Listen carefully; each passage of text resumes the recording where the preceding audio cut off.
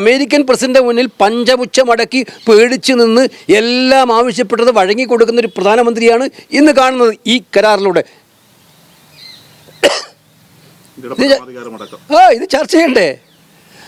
ഇപ്പോൾ തന്നെ ഈ നരേന്ദ്രമോദിയുമായി ട്രംപ് സംസാരിച്ചതിന് ശേഷം അദ്ദേഹം തന്നെ ഏകപക്ഷീയമായി പ്രഖ്യാപിക്കുകയാണ് കരാറ് നിലവിൽ വരികയെന്ന്. 0%.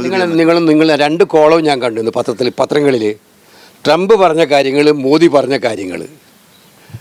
ട്രംപാൽ പറയുന്നത് 0 അമേരിക്കൻ സാധനങ്ങൾക്ക് 0 നികുതി മാത്രമേ ഇന്ത്യ ചുമത്തുള്ളൂ. നമ്മുടേത് 18 ആക്കുന്നു. മാത്രമല്ല റഷ്യയിൽ നിന്ന് ഓയിൽ വാങ്ങാൻ പറ്റില്ല, വെനസ്വേലയിൽ നിന്ന് വാങ്ങും. അപ്പോൾ ഇന്ത്യയുടെ കണ്ടീഷനെല്ലാം തീരുമാനിക്കുന്നത് റഷ്യ തീരുമാനിച്ച് പറഞ്ഞിരിക്കുകയാണ്.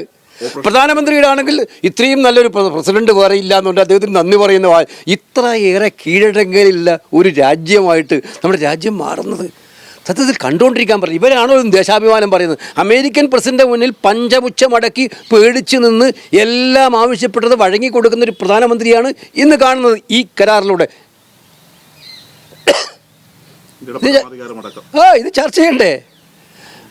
അപ്പോൾ ഇവരുടെ പൊള്ളയായ മുഖം ജനം വലിച്ച് കീറുമെന്നുള്ള കാര്യം സംശയമില്ല. അതാണ് വരും ദിവസങ്ങൾ നടക്കാൻ പോകുന്നത്. അവസാനമായി ഒരു കാര്യം ചോദിച്ചോട്ടെ, കേരളത്തെ പൂർണ്ണമായി അവഗണിച്ചുള്ള ഒരു ബജറ്റാണ് ഉണ്ടായിരിക്കുന്നത്. ഇതിലൊരു പ്രതിഷേധം എങ്ങനെയായിരിക്കും? അല്ല, ഞങ്ങൾ ഇന്നലെ ശക്തമായ പ്രതിഷേധം ഉന്നയിച്ചു.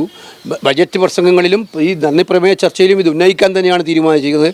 കേരളം ഇന്ത്യയിലല്ലേ എന്നുള്ള സംശയം ജനങ്ങളിൽ ഉണ്ടാക്കുന്ന വിധമാണ് ഈ ബജറ്റ് പ്രഖ്യാപനം. ഇന്നലെ റെയിൽവേ മന്ത്രി പറഞ്ഞ പോലും നമുക്ക് മനസ്സിലാകും ഈ ശ്രീധരൻ BJPയുടെ സ്ഥാനാർത്ഥിയായിരുന്നു എന്നുള്ളതുകൊണ്ട് രാഷ്ട്രീയമായി വിയോജിപ്പുണ്ടാവും. പക്ഷേ അദ്ദേഹത്തിൻ്റെ കേപ്പബിലിറ്റി, ഒരു ബ്യൂറോക്രാറ്റ് എന്നതിൽ കേരളം നൽകിയ ഏറ്റവും വിലപ്പെട്ട ഒരു പുത്രനാണ് ശ്രീധരൻ എന്ന് എല്ലാവർക്കും അറിയാം.